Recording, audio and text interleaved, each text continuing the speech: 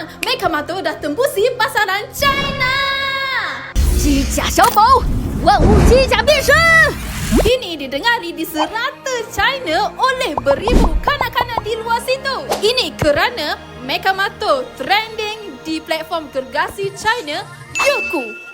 Dalam masa seminggu je, Mekamato dah mencapai number 1 Boys Favorite Top Charts, number 1 Mecha Genre Top Charts, number 2 Youku co-produced by Top Charts, number 2 Hot Blood Adventure, and number 3 newly launched show.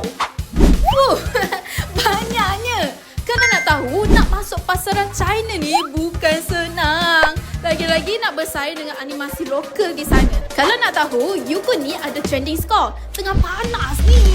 Mekamato memperolehi 3,094 trending score. So, lepas ni, korang rasa Mekamato patut fly kat negara mana pula? Kita bawa Mekamato jadi ikon global. 万物机甲英雄闪亮登场！